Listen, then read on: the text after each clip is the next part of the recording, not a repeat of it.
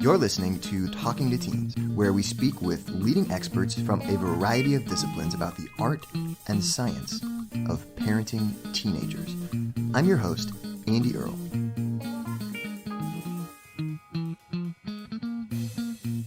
We're here today with Jay Brown.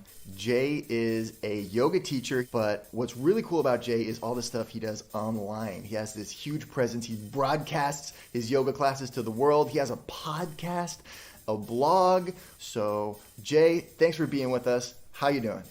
I'm doing good, man. How are you? Excellent. Really excited. Cool. Good to be here. So, it's really hard to be non-judgmental with your teenager because they're messing up, right? You can just see it so clearly, but of course they can't a lot of times. There's this aspect of non-judgment that you just can't fake. As much as you try to pretend like you're being open, if there's like a part of you that is judging what this person is telling you, they pick up on that, they notice it, and I wonder how it might apply to a parent and teenager kind of relationship. Well, first of all, let me say I have a 7-year-old daughter and a 2.5-year-old daughter. So your question speaks to me, especially since my 7-year-old already seems to exhibit the behavior of a teenager. It's freaky, you know? I looked at your website, Talking to Teens, and some of those things that you point to that teens do. She already does that stuff to me. So in terms of non-judgment, I feel like that is like a very primary yogic principle. But one of the things that I've discovered about most principles like that in yoga is that trying to be non-judgmental doesn't work. Where the non-judgmentness comes from is like my internal state. That's one of the few things I can kind of have some say over. Like I can't have say over what my daughter's going to say or do, but I can have some say over what state I'm in. Like if I'm in a frazzled state and I'm in a bad mood, that colors my perception of the moment and leads me to be judgmental or treat her in a way that's less than helpful or whatever. Yeah. I'm fascinated by this, and what you're getting at is so true. And I think there's a lot of studies showing this same sort of thing, like when we're tired, when we're emotional, when we're, as you say, kind of not fully centered. Our more rational part of our brain has less control in those instances. And I mean, I think it's an evolutionary adaptation, right? I actually was hearing someone talk specifically about our brains and how they function certain ways when we're hungry and when we're not hungry. Judges are more likely to give probation right after they've eaten, as opposed to right before lunch. And it was drastic. It was like a 90% difference or something. Someone's judgment, you could see from the numbers, was determined by how hungry they were. And when you ask the judges, they would say it has no effect. They wouldn't acknowledge that they were making drastically different decisions just because of whether or not they were hungry. How dare you even suggest such a thing? Exactly. How would you call into question my impartiality, my non-judgmentalness? Although actually judges are supposed to judge. That's their job, right? That's kind of in the job description there a little bit, huh? Okay, so this brings up like two things, I think, here, right? The first is the preparation. When you know in advance that you're going to be maybe having a difficult talk or there's something that you need to talk about that's going to be important, what's the preparation to put yourself in a space where you can be more open, non-judgmental? And the second is, well, it's inevitable, right? Like at some point, it's going to happen where something comes up and you didn't have time for that preparation and you're not in that place of being completely ready for it. So how do you deal with that? I mean, first, you have to actually make the time. You got to like schedule it, you know? I mean, my preparation to have that time with her, to be able to listen to her, is to be able to set aside all of my pressing matters, you know? That's like a really difficult thing to do. Those pressing matters are really important. That's like my identity and my survival, paying my bills and all of that. But in a way, to be there for her, on some level, I have to be able to set that aside and let it be about her. Sure. And what that takes, getting ready for that. One, making the time. Two, breathing and moving exercises. If I was in an out of sorts kind of place and I need to sit down and have a talk with my daughter, I might go take 10 minutes by myself first to do a little breathing and moving, get myself into a good place, and then go have the talk with her, as opposed to just, it's time to have the talk with my daughter, and I jump in there and I'm not really there. She senses it. You said it earlier. She can tell, man.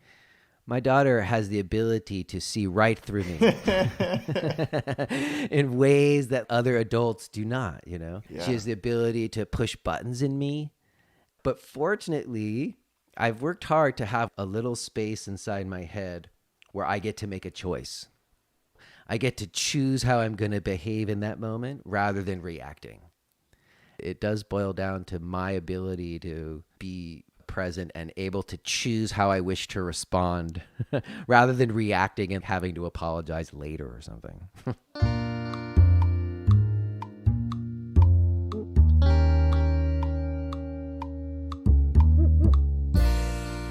I had this class in college, and my professor would start every class period off with a short breathing exercise. And everyone would kind of close their eyes, take a few deep breaths. And man, it was really powerful. You could see the change in everybody's demeanor just by taking that short breathing exercise. So then you were talking about, taking 10 minutes to myself before trying to have a conversation like this.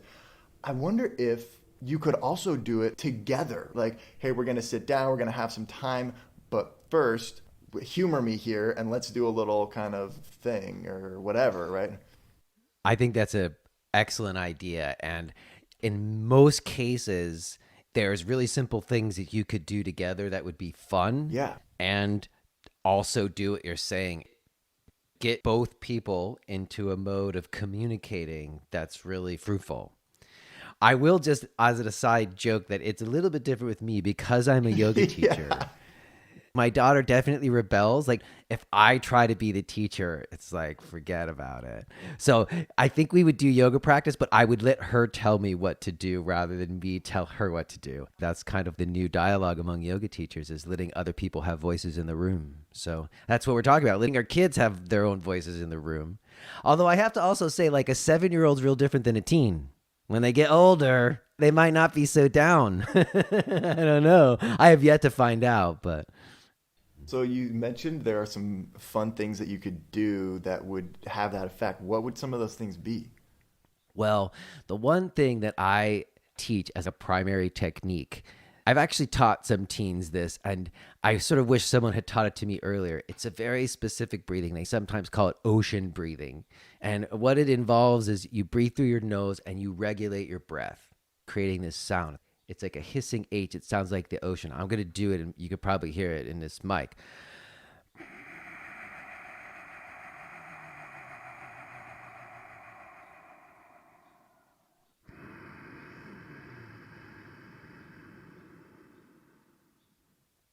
And that regulation, the bringing of your attention to your breath and the elongating of it with the sound, it's a tangible thing that you can do.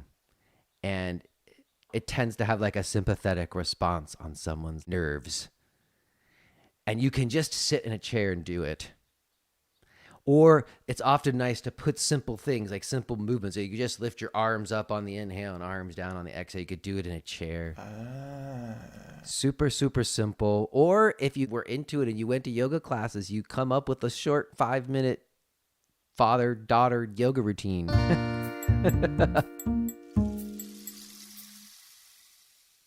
You were talking about how you've kind of built a space into your mind where you have the choice that allows you to choose. It's funny because it sounds almost identical to stuff that they teach in cognitive behavioral therapy. I've heard that. Right? And so what you're doing is a metacognitive technique that psychologists would teach their clients. There's kind of multiple steps, right? But the first step there is that you have to notice that you're having this reaction, right? I have to pick up on that. And then exactly like you said, I have to not act on my immediate natural reaction, but I then have to create that space where I can kind of step back from it a little bit and see that I'm having that reaction, but choose not to act in that way. And I mean, to me, that's one of the big ideas of yoga and of meditation in general, kind of being able to step back a little bit, notice that you're having this response, but then choosing to do something different. I think that it's a very specific teaching in every class I give. Its most clear form is in the practice of tree pose. I don't know if you know that pose. Tree pose is simply when you stand on one leg. It's like an icon pose. Standing on one leg without falling over equals you being a more balanced person. But it's a misguided notion, because I know lots of people who can stand on one leg without falling over who are a complete wreck and they're not balanced at all. And then I know all kinds of people who can't stand on one leg and they're falling over and they're living wonderfully balanced, calm lives. So the physicality isn't the indicator. But the indicator for me is what happens in the moment when you fall over, and how much say do you have in that moment. So I have this thing where I ask everyone to do me a favor. When they fall over, they will smile or chuckle about that. But the idea is to be able to assert something in that moment, because the immediate reaction to falling over is this, oh, this frustration or this failure or something. It starts to create an idea in someone's mind about it. And I get all kinds of emails now. People tell me about all these horrible situations in their lives where they say, I got through because I did my tree pose, which just meant that they were able to not be in a state of reacting to it, but they were able to have that little bit of space where they get to choose how they're going to respond. And it's an incredibly powerful thing, actually. It's funny because I think that that's exactly what we've been talking about this whole time, but you're turning it to self-judgment. There's this way in which we judge other people, but also I think that what you're pointing out here is that, hey, I fell over, I must not be a balanced person. It's this snap judgment that we sometimes make about ourselves. Mm-hmm.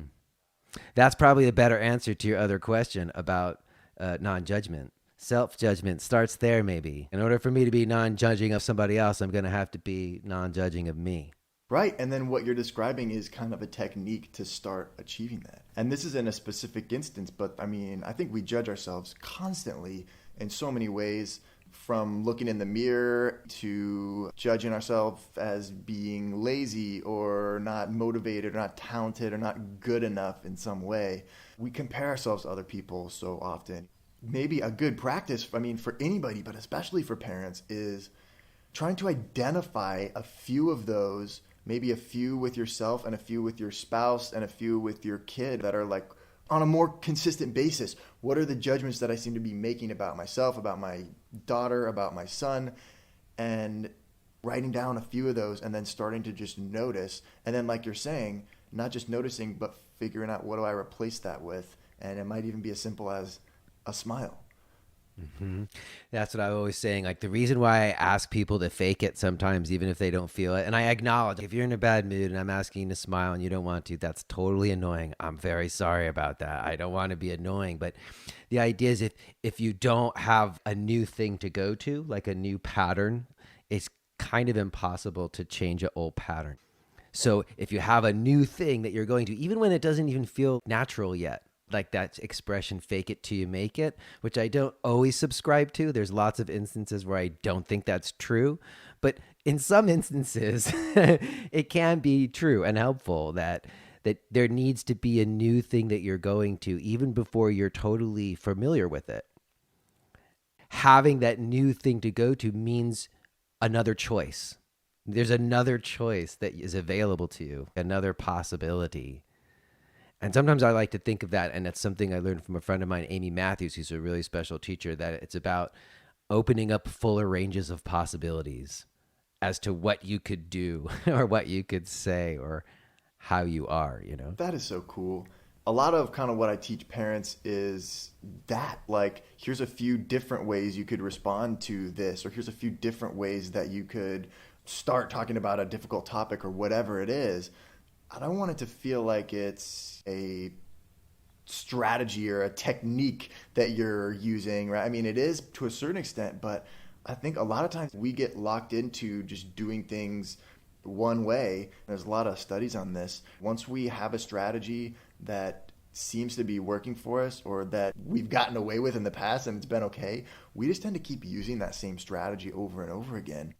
Having ideas or options that make it feel possible is really important.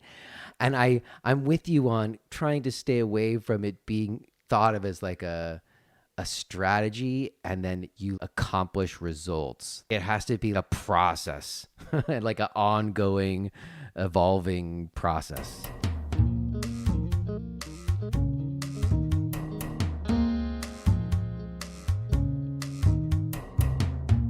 I keep thinking about the difference between my 7-year-old and what it's going to be like in 10 years or something from now. And I already kind of have a sense with her, and I don't know this from experience because I haven't been a parent to a teen yet. But I feel like when I can catch her involved in things that she really cares about or is passionate about is where she's the most open and like available to me. So I imagine that as she gets older and she develops her own interests, whatever those are, which I hope to encourage her to do, that if I could find a way to have a thing that we could both be into together, I don't know what it is. Like for some people, it's golf or I don't know, whatever it is. I think of golf because there's so much time on the golf course for talking. I, somewhere in the back of my mind, hope to try to see if I could spark an interest in that for her. But my idea is that it'd be something that'd be really fun for me. I enjoy it genuinely. And if she enjoyed it genuinely too, and we could share in that, then that common shared thing that we both enjoy individually and together, I think makes conditions for this kind of communication that we're talking about. It's funny that you say that, but actually there's a lot of science behind that. There's something about having, like you say, an experience together and a couple aspects of golf. One, a lot of studies showing that when we get out into nature together, it tends to kind of break down barriers. But the other thing is there's like a shared goal in golf. And there's something where when we do something with somebody where we feel like we're on the same team, kind of working towards a similar goal, it facilitates more open communication. That makes a lot of sense to me. And golf's such a process because you like never arrive at it. But the funny part about that too is I played a fair amount of golf before I had kids, and then I basically haven't been able to play. I can't justify it. It's too much time and money, you know, but at some point I hope if I could get her, that's going to be my grand coup is if I get her into it. But I like what you say too. It doesn't have to be golf. I do think outside is also part of it. Realizing my own screen addictions. The new technologies is something I talk a lot about these days because it's an area in myself where I am aware and then I'm still not good about it sometimes. I just think if it's that addictive to me, our kids don't stand a chance. Billions of dollars have gone into making these phones completely addictive, so we'll spend more time on them. That's a fact. That's a fact. You know, I don't know. So to me, getting outside without screens has something to do with that in the current state of affairs, you know. As another idea is to anybody listening, I had a neighbor who was a drum teacher, music teacher, and I had her have drum lessons and she got really into it. So she's been drumming and I'm a bass player.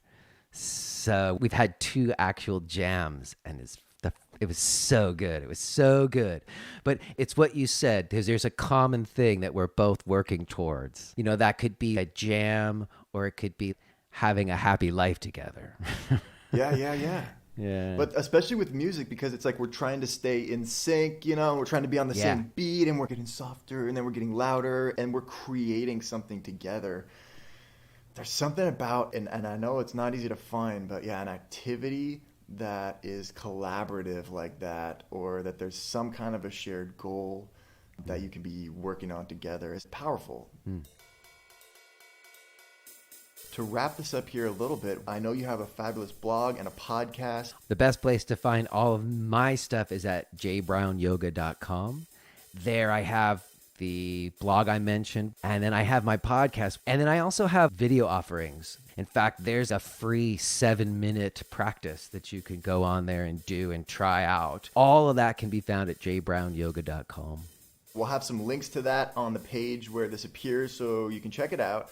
Thanks for talking to us today. This has been informational, fun, and I hope it provides some value to some people. Me too. It's been a real pleasure, man. Thanks for having me. Thanks for listening to the Talking to Teens podcast.